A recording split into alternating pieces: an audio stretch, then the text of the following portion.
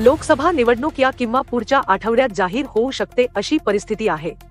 अशात भाजपाच्या प्रचार सभा सुरू झाल्या आहेत। महाराष्ट्रात अमित शाह यांचा दौरा आहे। पंतप्रधान नरेंद्र मोदी हे देखील राज्यात येतील। या सगळ्या वातावरणात एक चर्चा रंगली आहे, ती म्हणजे उद्धव ठाकरे भाजपासह जातील का। याचं महत्त्वाचं कारण आहे ते म्हणजे शिंदे गटाच्या आमदाराने केलेलं वक्तव्य। शिंदे गटाच्या आमदाराने 1000% खात्रीने सांगितलं आहे की उद्धव ठाकरे भाजपासह जातील आणि लवकरच ते पंतप्रधान नरेंद्र मोदी यांची भेट घेतील। लोकसभा निवडणुकीला काही दिवसच राहिले आहेत। इंडिया आघाडी देशात आणि महाविकास आघाडी राज्यात अशी विरोधकांची आघाडी आहे।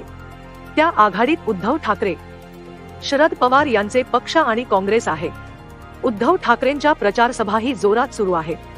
2019 मध्ये जेव्हा भाजपासह त्यांनी निवडणूक लढवली होती, त्या निवडणुकीच्या निकालानंतर मुख्यमंत्रीपद 48 वर्षे वाटून घेण्यावरून दोन्ही पक्षात टोकाचा संघर्ष झाला। त्यानंतर शिवसेना, राष्ट्रवादी काँग्रेस आणि काँग्रेस या समीकरणाची महाविकास आघाडी अस्तित्वात आली। हे सगळं घडलं असलं तरीही 2022 मध्ये शिवसेनेत बंड झालं आणि 2023 मध्ये राष्ट्रवादीत बंड झालं। या सगळ्यानंतर महाराष्ट्राचं राजकारण एक प्रकारे ढवळून निघालं आहे। लोकसभेचे निकाल काय लागतात ते पाहणं महत्त्वाचं आहे। अशात शिंदे गटाच्या आमदाराने उद्धव ठाकरे आणि नरेंद्र मोदींची भेट होईल आणि ते भाजपासह येतील असा दावा छातीठोकपणे केला आहे।